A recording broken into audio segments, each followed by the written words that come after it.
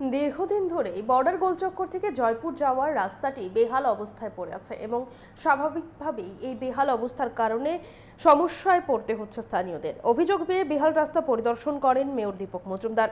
তার সঙ্গে ছিলেন নিগমের কমিশনার সাজু ওয়াহিদ সহ আরও অনেকে। তারা স্থানীয়দের সাথে কথা বলেন এবং তাদের সমস্যা সম্পর্কে অবহিত হন। আগামী 7 দিনের মধ্যে রাস্তাটি সংস্কারের আশ্বাস দিয়েছেন মেয়র। আমরা শুনবো ঠিক কি জানাচ্ছেন মেয়র দীপক মজুমদার।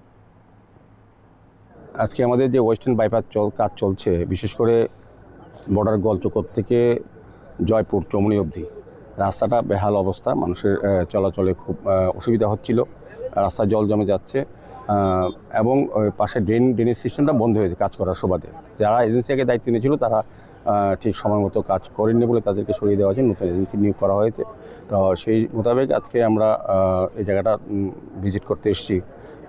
প্রাথমিকভাবে সিদ্ধান্ত হয়েছে যে পার্মানেন্ট ওয়ার্ক করা যাবে না, যেহেতু ওয়েস্টার্ন বাইপাসে কাজটা হবে, যাতে এই এলাকা মানুষ স্বাচ্ছন্দ্যে চলাচল করতে পারে সেগুলি ড্যামেজগুলি রিপেয়ার করে দেওয়া হবে, সংস্কার করা হবে এবং জলের ব্যবস্থা যাতে যেহেতু বর্ষার সময় জল জমে, প্রতিটি বাড়িতে জল জমে দুই দিকে, সেগুলি তারা এখন জেসিবি দিয়ে মাটিটি ক্লিয়ার করে দিয়ে অন্তত কাঁচা ড্রেন করে দেবে যাতে জল না জমে। আমরা এই জায়গাটা জয়পুর থেকে এই জায়গাটা আমরা এসেছি, এখানেও কিছু কিছু সমস্যা আছে, জল জমে থাকে, সেগুলির জন্য আমরা চিফ ইঞ্জিনিয়ার সাহেব পিডব্লিউডি আছেন ও পিডব্লিউডি আধিকারিক আছে, আমাদের কমিশনার সাহেব আছেন, আমাদের কর্পোরেটর যিনি এই 35 এবং 36 তুষারকান্ত ভট্টাচার্য, আমার মৃতদেহ গুহ আছে, আমাদের বিভিন্ন লিডাররা আছে এবং এলাকার পাবলিককে নিয়ে আমরা তার সমস্যা সম্বন্ধে আলোচনা করে তারা যে অভিযোগগুলি বা সমস্যার কথা বলেছিলেন সেগুলি নিরসনের জন্য আজকে আমরা উচ্চ পর্যায়ে রাজ্য সরকার, পৌর নিগম এবং যে এজেন্সিকে দেওয়া আছে তাদেরকে নিয়ে আমরা পরিদর্শনে এসেছি। এবং মোটামুটি আলোচনা হয়েছে কিছুদিন এই বর্ষা যাতে এই এলাকার মানুষ কিছুটা রিলিফ পায়।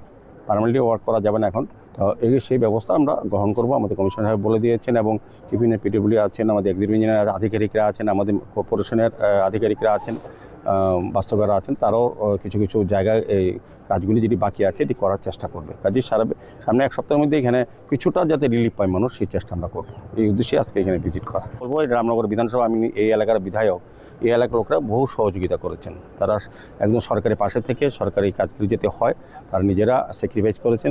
কিছু সমস্যা হবে, যেখানে ফ্রি জায়গা পাওয়া যাচ্ছে না, কাজ চলছে, আর কিছু কিছু এজেন্সিগুলি হয়তো দায়িত্ব নিয়ে কাজ করে না সময় মতো। আমাদের সরকার চাইছেন সময় শেষ করার জন্য, কিন্তু এজেন্সিগুলি তারা দায়িত্ব নিয়ে অনেক সময় কাজ করে না বলেই তা থেকে সরিয়ে দিতে হয় অনেক সময়। যাই হোক, এখন নতুনভাবে নিয়োগ করা হয়েছে, সম্ভবত কাজ শুরু হয়ে যাবে ফুল সুইংয়ে সারা শহরে, সারা রাজ্যের উন্নয়নের সঙ্গে। আগরতলা শহরে, আগরতলা প্রতিটি বিধানসভা কেন্দ্র, আগরতলা পৌর নিগমের প্রতিটি ওয়ার্ড, আমাদের পূর্ত দপ্তর বিশেষ করে খুব ভালো কাজ করেন ওরা, এবং নগরায়ণ দপ্তর, পৌর নিগম, স্মার্ট সিটি সবাই মিলে আমরা সার্বিক মানুষের যে ডেভেলপমেন্ট বা যে চিন্তা বা ভাবনা বা চাহিদা বা সমস্যা সেগুলি নিরসনের জন্য আমরা সরকার চেষ্টা করছে। মাননীয় মুখ্যমন্ত্রী প্রফেসর ডক্টর মানিক সাহের নেতৃত্বে সরকার সমস্ত দিক দিয়েই শহরের উন্নয়নের জন্য উনিও বেশি খুব আন্তরিক। সার্বিকভাবে আমাদের সরকারের সহযোগিতা সবগুলি কাজ করে।